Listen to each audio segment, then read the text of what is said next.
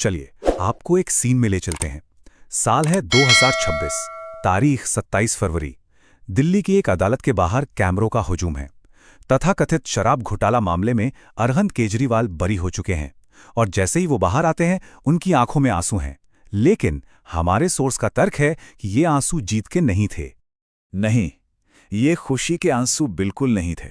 Source का मानना है कि ये आंसू थे एक ऐसी प्रतिष्ठा के लिए जिसे सालों की कानूनी लड़ाई और मीडिया ट्रायल ने, आप कह सकते हैं कि तार तार कर दिया था। ये उस एहसास के आंसू थे कि कानूनी जीत तो मिल गई, पर जो असल लड़ाई थी वो शायद बहुत पहले ही हारी जा चुकी थी।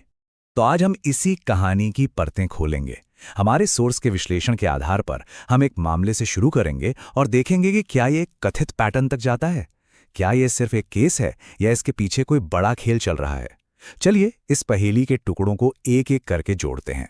तो चलिए सीधे मुद्दे पर आते हैं। कहानी की शुरुआत वहीं से करते हैं जहां से ये पूरी बहस एक बार फिर से छिड़ी है, दिल्ली शराब घोटाला मामले में अदालत के फैसले से। देखिए, ये फैसला किसी धमाके से कम नहीं था। अदालत ने सिर्फ केजरीवाल और मनीष सिसोदिया समेत सभी को बरी ही नहीं किया, बल्कि जांच एजेंसी की नीयत पर ही बड़े सवाल खड़े कर दिए। कोर्ट ने साफ कहा कि सबूत इतने कमजोर हैं कि केस का ट्रायल भी शुरू नहीं किया जा सकता। और तो और अदालत ने सीबीआई को अपने ही जांच अधिकारी की जांच करने का आदेश दे दिया। अब यहां पर डिस्चार्ज और एक्विटल में फर्क समझना बेहद जरूरी है। इसे आसान भाषा में ऐसे समझिए। डिस्चार्ज का मतलब है कि पुलिस आपको अदालत के दरवाजे पर ही रोक देती है, क्योंकि उनके पास आपको अंदर ले जाने के लिए कोई सबूत ही नहीं है। जबकि एक्विटल का मतलब है कि आप अंदर गए, पूरा मुकदमा चला और फिर आप बेगुनाह साबित होकर बाहर आए। सोर्स के मुताबिक ये मामला सबूतों के अभाव की वजह से पहली सीढ़ी पर ही दम तोड़ गया। तो कानूनी जीत तो मिल गई, पर इसकी असली कीमत क्या थी? सोचिए, केजरीवाल को 156 दिन और मनीष सिसोदिया को 530 दिन जेल में काटने पड़े। उनकी जो भ्रष्टाचार विरोधी छवि थी उसे गहरा धक्का लगा। और इसी दौरान दिल्ली में उनकी सरकार भी चली गई। जैसा कि सोर्स का तर्क है, भले ही जांच एजेंसी केस हार गई हो, लेकिन राजनीतिक रूप से शायद उनका मकसद पूरा हो चुका था। एक विरोधी की छवि खराब करो और उसकी सरकार गिरा दो। सोर्स का तर्क यह है कि केजरीवाल का मामला कोई अकेला या अनोखा मामला नहीं है, बल्कि ये एक सोची समझी रणनीति का हिस्सा हो सकता है। एक ऐसा प्लेबुक जो बार बार सरकार के आलोचकों के खिलाफ इस्तेमाल किया जा रहा है, फिर चाहे वो राजनीतिक विरोधी हों, पत्रकार हों या फिर एक्टिविस्ट। चलिए पहला उदाहरण देखते हैं, एनडीटीवी के संस्थापक प्रणय और राधिका रॉय का।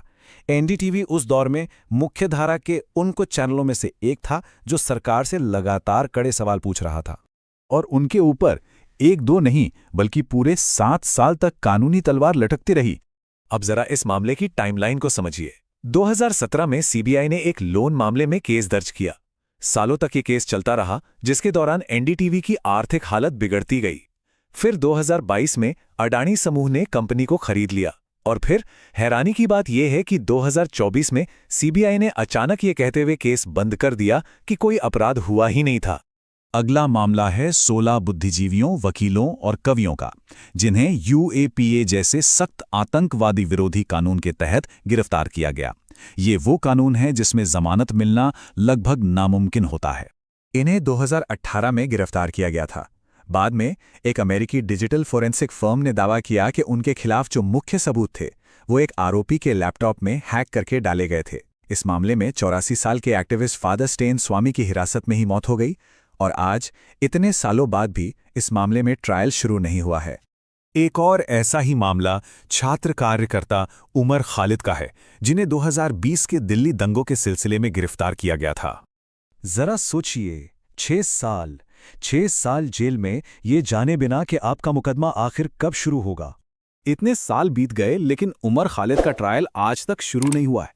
लेकिन सोर्स का कहना है कि अदालत का फैसला आने से बहुत पहले ही मीडिया उन्हें आतंकवादी घोषित कर चुका था और जनता की अदालत में एक राय बना दी गई थी। और ये अगला मामला दिखाता है कि कैसे कोई भी इस पैटर्न का शिकार हो सकता है। सोनम वांगचुक, जिन्हें एक समय पर सरकार का करीबी माना जाता था, जब उन्होंने अपने लोगों के हक के लिए आवाज उठाई तो उन्हें भी राष्ट्रीय सुरक्षा के लिए खतरा बता दिया गया। उन्हें 5 महीने से ज्यादा जेल में रखा गया। सोर्स के मुताबिक यह इस बात का सबूत है कि इस कथित पैटर्न का शिकार कोई भी हो सकता है, फिर चाहे उसका अतीत कुछ भी रहा हो। तो इन सभी मामलों में एक जैसी बात क्या है? सोर्स का तर्क है कि ये एक 4 स्टेप वाला प्लेबुक है, एक फॉर्मूला है जो बार बार दोहराया जाता है। चलिए इस फॉर्मूला को समझते हैं।